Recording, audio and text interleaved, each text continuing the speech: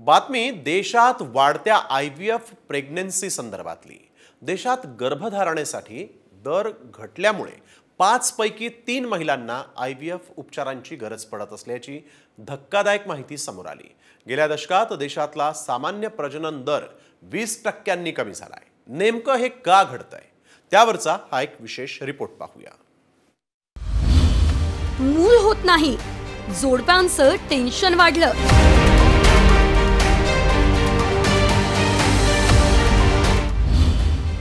5 पैकी 3 महिलांना IVF ची गरज।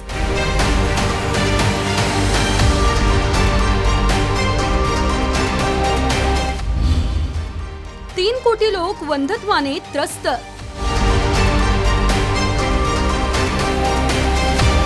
लग्नानंतर अनेक जोडप्यांची पालक बनण्याची इच्छा असते।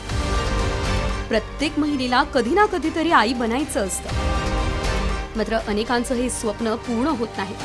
अशा परिस्थितीत इन विट्रो फर्टिलायझेशन म्हणजेच IVF उपचारांचा आधार असतो।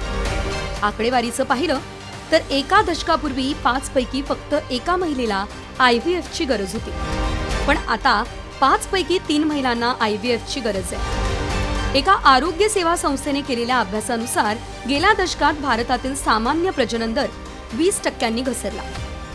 सध्या 3 कोटी लोक वंध्यत्वाने त्रस्त आहेत। लग्न करून मुलं जन्माला न घालणं हे असतं, त्याच्यामुळे वाढलेल्या वयाकडे बघता वंध्यत्वाचं प्रमाण हे आपल्याला समाजामध्ये आज खूप जास्ती प्रमाणात ते दिसून येत आहे। पुरुषामध्ये जर शुक्राणू नसतीलच तरी त्या पुरुषामध्ये त्या जोडप्यामध्ये पण आपण फक्त IVF हाच एक पर्याय त्यांना पहिल्याच भेटीमध्ये सांगावा लागतो। तज्ञांच्या म्हणण्यानुसार प्रजनन दर घसरण्यामागे ताणतणाव हा कारणीभूत आहे। करिअरच्या शर्यतीत अनेक महिला आई होण्याचं वय चुकवतात। याशिवाय बदललेल्या जीवनशैलीमुळे तणाव, नैराश्य, लठ्ठपणा, मधुमेह, दूषित वातावरण यामुळे महिलांच्या वाढत्या वयाबरोबर अंडांमध्ये दोष आढळून आलेत। पुरुषांच्या शुक्राणूंच्या संख्येवरही परिणाम होतोय।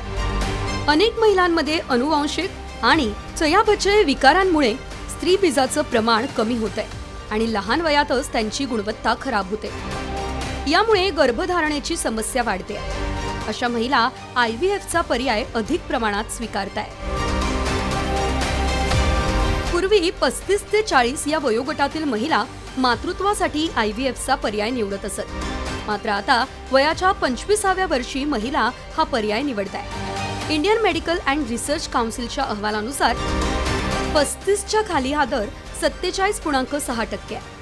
त्याचवेळी 35 ते 37 वर्षे या वयाच्या केवळ 38.9% महिला, 38 ते 40 वर्ष वयाच्या 30.1% आणि 41 ते 42 वर्ष वयाच्या 20.5% महिला गर्भवती होऊ शकतात। त्यामुळे आई होण्याचं तुमचं गोड स्वप्न पूर्ण करण्यासाठी योग्य जीवनशैली अंगीकारणं गरजेचं आहे। आरोग्य विभागाकडूनही विविध पातळींवरती जनजागृतीची गरज आहे, नाहीतर भारतासारख्या देशात मातृत्वाची समस्या गंभीर रूप धारण करेल। ब्युरो रिपोर्ट, साम TV।